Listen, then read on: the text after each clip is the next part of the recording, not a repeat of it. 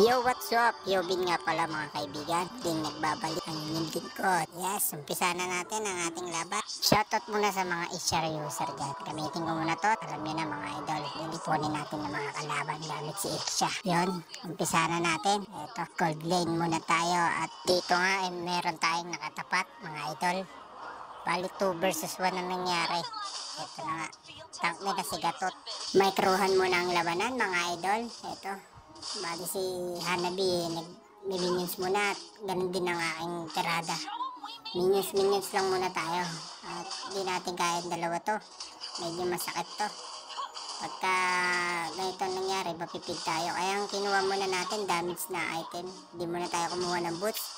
Alam nyo na yan mga idol, nakita nyo naman yung bawas natin kay Gatot, bawas na, konti na lang yan. At syempre hindi tayo papayag na mapapahuli tayo dyan, diba? Babawasan natin yan at ayan na, maatras-atras na siya at malapit na natin mapatay. Ticker, oh, nakita nyo na mga idol, patay natin yan at hindi natin palalagpasin yan, sayang naman yun. Dagdag 200 gold yun, diba? Ito nga, at minions muna tayo. Buti na lang sumalubong yung aking support na Selena at buti hindi na deads aking hero. Yun, palagi lang tayo mag-iingat mga idol para hindi tayo mag-up ng kalaban.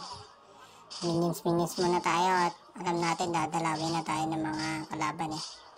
Kaya sa parting yan, alam niyo na ang gagawin.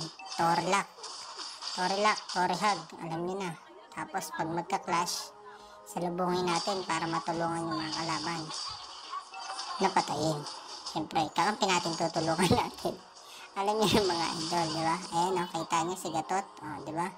Ganun lang kasimple mga idol, para sama-sama pa rin. Balik na tayo sa lane mga idol. Ito, clear na natin yung minions at magte-turtle ng mga kampi natin. Bali dito dadaragin natin ang kalaban, babawasan natin para umuwi. Kung ayaw nyo umuwi, ayaw mo sila. Ito na nga, at clear minions lang tayo palagi at wala tayong mana eh. Hindi tayo pwede pumalag dyan mga idol. Kasi mapapansin natin, pag alam natin pumapalag na yung Hanabi, meron nang kasama yan. Kaya distansya lang muna tayo mga idol. Mapapansin nyo yan eh, pag tumatapang yan, alam na may kakampi. Diba? Kaya dito mag-iingat muna tayo at kukuha muna tayo ng mana.